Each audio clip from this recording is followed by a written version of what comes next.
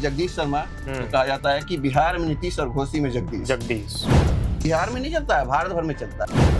तरफा प्यार चल रहा है, तेजस्वी यादव मनाने की कवायद में लगे हैं। अब A to Z की पार्टी बनेंगे और 2020 में उन्होंने जो पोस्टर लगवाया था उस पर लालू यादव को ही हटा दिया था। नमस्ते, मैं हूं आदर्श और प्रभात खबर देख रहे हैं आप। बिहार में सियासी दंगल जारी है। एक तरफ सीटों को लेकर घमासान है, तो दूसरी ओर जो तमाम गठबंधन है, खासकर जो दो मुख्य गठबंधन बिहार में है, वो जाति का विषाद बिछा रही है, यानी जातियों को साधने की कोशिश हो रही है। इस कड़ी में इसकी शुरुआत राष्ट्रीय जनता दल ने कर दिया। जहां MY समीकरण की बात होती है, वहीं तेजस्वी अपने A to Z समीकरण को साधने में लगे हैं। उसमें भी खासकर दो जातियों को टारगेट किया गया है, भूमिहार और कुशवाहा, यानी MY के बाद BK समीकरण। तो ऐसे में NDA भी कहां पीछे रहती। इसी बीच जदयू ने भी इस जाल को बिछा दिया है और मगध में जहां एक तरफ जगदीश शर्मा के पुत्र राहुल शर्मा को ज्वाइन कराया गया, तो वहीं आनन फानन में जहानाबाद के पूर्व सांसद और मगध क्षेत्र के बड़े नेता डॉक्टर अरुण कुमार और उनके पुत्र ऋतुराज कुमार को भी शामिल करा दिया गया है, और ये भी जाति से भूमिहार है। तो ऐसे में जदयू भी भूमिहारों को साधने में लग चुकी है, चूंकि मगध में भूमिहारों का बड़ा इंपैक्ट बताया जाता है जातीय समीकरण के हिसाब से। तो ऐसे में क्या इसके पीछे की इनसाइड स्टोरी है, क्यों इन जातियों को साधा जा रहा है, क्या इसका असर हो सकता है, और अभी तक क्या राजनीतिक घटनाक्रम हुआ है, किस किस पार्टी ने किन बड़े नेताओं को शामिल कराया है, इस पे चर्चा करने के लिए हमारे साथ हमारे सहयोगी परितोष शाही जी हैं। तो स्वागत, और सवालों के साथ ही स्वागत कि भूमिहार और कुशवाहा को साधने की कोशिश हो रही है। दो मुख्य गठबंधन, कौन बड़ा नाम है जिसको साधने की कोशिश की गई? बहुत बहुत धन्यवाद आपका। तेजस्वी यादव 2020 का जो विधानसभा चुनाव हुआ था उसमें उन्होंने कहा था कि हम MY से आगे बढ़ गए हैं और A to Z की पार्टी बन गए जी। और 1990 से 2005 का जो उनकी पार्टी पर बैगेज है, लालू यादव और राबड़ी देवी के जो कार्यकाल में हुआ था, भूरा बाल साफ करो जैसे कई तरह के नारे, विवादित नारे उस समय आए थे। उसमें उस समय कहा जाता था कि जो सवर्ण है, भूमिहार, राजपूत, कायस्थ और ब्राह्मण, वो राजद के जो वोट बैंक से इतर हो गए हैं, हट गए हैं। तो ये वोट बैंक मान लीजिए 14 से 15% है, लेकिन प्रभावित, ऐसा कहा जाता है, प्रभावित अच्छे खासे वोटरों को करते हैं जी। भूमिहार का जैसे बिहार में अभी जो जातीय सर्वे हुआ है उसमें 2.89% बताया जाता है कि जनसंख्या है, लेकिन इनके बारे में भी यही कहा जाता है कि आदमी एक होता है लेकिन प्रभावित 10 लोगों को कर सकते हैं। तो MY समीकरण जोड़ दीजिएगा तो 31% या 32% होता है। हर बार इतना वोट तो एकमुश्त राजद को आ ही जाता है, उसमें कोई दिक्कत नहीं है, चाहे कितनी भी बुरी स्थिति हो जाए।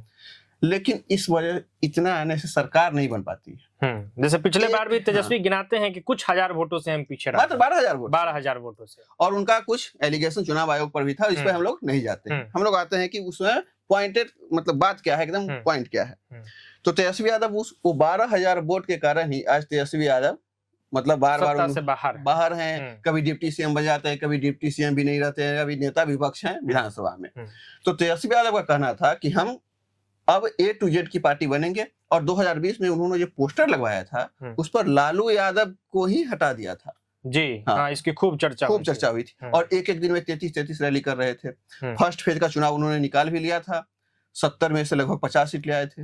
लेकिन सेकेंड जो फेज था उसमें उन्होंने कुछ ऐसी मतलब बातें कह दी जिस वजह से उसके बाद PM मोदी आए, जंगल राज का युवराज कर दिया, फिर से मोमेंटम BJP और NDA ने गेन की और चुनाव जीत गए। 128 सीट उन लोगों को आया। बिल्कुल।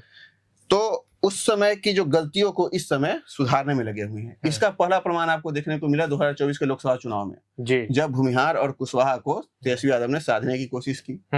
उस समय भी टिकट दिया गया। कुछ बड़े नाम याद हो तो? जी। उस समय बड़े नाम को आप देख सकते हैं कि मुन्ना शुक्ला को टिकट दिया गया था, वो भी हार गए थे। इसी तरह से मतलब अभय कुशवाहा को वो जीत गए थे। तो इस तरह से आप देख सकते हैं कि उन्होंने जो अपनी बिसात बिछाई उसमें कुछ हद तक कामयाब हुए। उसी का दूसरा छवि अब देखने को मिल रहा है 2025 के विधानसभा चुनाव में। कौन कौन है? इस बार आपको देखने को मिला है कि जगदीश शर्मा, तो कहा जाता है कि बिहार में नीतीश और घोसी में जगदीश, बिहार में नीतीश और घोसी में जगदीश, ये नारा अपने आप में बिहार में नहीं चलता है, भारत भर में चलता है।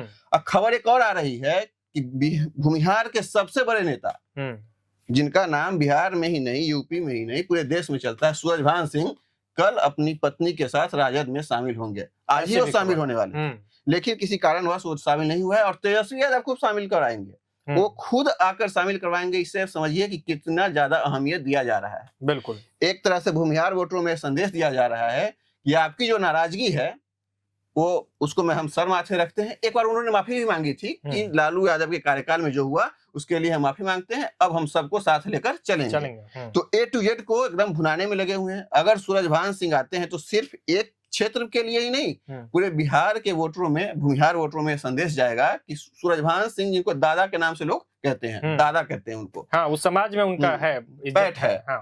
तो पूरे बिहार के भूमिहार वोटरों में वो पैठ चाहते हैं जी।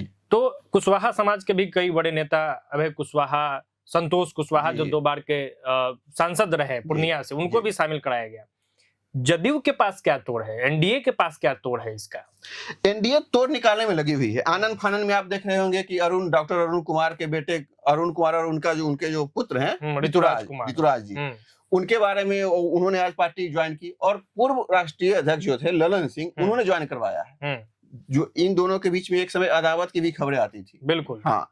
तो जैसे राहुल शर्मा के सामने ऋतुराज को खड़ा करने की तैयारी चल रही है कि भूमिहार वर्सेस भूमिहार हो, और भूमिहार से सिर्फ उतना ही तो नहीं है, एनडीए में अब इंडिया के मुख्य वोटर कौन कौन है, फॉरवर्ड तो हो ही गया, कोई कुर्मी, कोई समाज हो गया, मतलब ओबीसी के अधिकतर, यादव को छोड़ दिया जाए तो ज्यादातर वोटर एनडीए के साथ ही हैं। तो लामबंद इधर हो जाएगा, और उनका जो वोटर होगा जगदीश शर्मा और राहुल शर्मा का, वो जो है वहां रहेगा। तो भूमिहार वर्सेस भूमिहार करके फिर एक कैटेगरी बांटा जाएगा कि आप एनडीए के साथ आइए, और निकाला जाएगा। कुछ इसी प्रकार की रणनीति बन रही है। अंदर की बात इसमें यह है कि भूमिहार वोटों को साधने की कोशिश हो रही है, और ये काम जनता दल यूनाइटेड की तरफ से भी हो रहा है, राजद की तरफ से भी हो रहा है। दूसरी तरफ कुशवाहा जो एक बड़ा वोट बैंक है, उसको भी कहीं ना कहीं साधने की कोशिश हो रही है। ऐसे में एक बड़ा सवाल ये उठता है कि इन जातियों को जब लाया जा रहा है, चाहे वो भूमिहार हो चाहे कुशवाहा हो, तो क्या कुछ विधानसभा सीटों पर इसका असर होगा, या फिर पूरे राज्य में इसका असर देखने को मिल सकता है? 2024 के और 2020 के लोग जो चुनाव हुआ था, उसका जब विश्लेषण हुआ था तो यह कहा गया था, उपचुनाव भी बीच में हुए थे कई, वहां पर भी राजद ने भूमिहार को टिकट दिया था। तो विश्लेषण में एक बात सामने आई थी निकलकर कि जहां पर राजद ने भूमिहार को टिकट दिया है, वहां पर तो जो राजद के वोटर है, एमवाई समीकरण, उनका वोट भूमिहार को गया है। लेकिन जहां पर भूमिहार वोटर ज्यादा है और राजद के मतलब यादव कैंडिडेट वहां से खड़े हैं, तो भूमिहार वोट राजद को मतलब यादव कैंडिडेट को ट्रांसफर नहीं हुआ है। तो ऐसे में नहीं कह सकते कि राजद को भूमिहार को प्रत्याशी बनाने से वोट मिल ही जाएगा। एक तरफा प्यार चल रहा है, तेजस्वी यादव मनाने की कवायद में लगे हैं। कितना सफल हो पाते हैं, यह देखने वाली बात होगी। एक और फोर्स बीजेपी अपने में शामिल की थी, आपको याद होगा कुछ दिन पहले आशुतोष कुमार आए थे, वो भी जाने पहचाने नाम है, और भूमिहार नेताओं में उनकी अच्छी खासी खासकर युवा वर्ग में बड़ी पहचान है। तो बीजेपी और जदयू दोनों राजद के जो ए टू जेड का समीकरण जो बनाने की कोशिश कर रही है, उसे काटने में लग चुकी है। और कितना सफल हो पाती है वो तो 6 और 11 को होगा, 14 को नतीजे आएंगे तो पता चल ही जाएगा।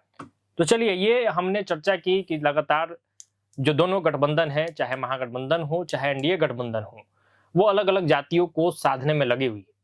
तो इसके पीछे की कहानी ये है, इनसाइड स्टोरी ये है कि चूंकि अब चुनावी समय है, तो ऐसे में इन जातियों को मनाकर इनका जो वोट है वो अपने पाले में लाया जा रहा है, क्योंकि इस बार लड़ाई टसन का है। जीत और हार बेहद कम वोटों के अंतराल पे होगा, क्योंकि पिछले चुनाव में भी लगभग यही हुआ था।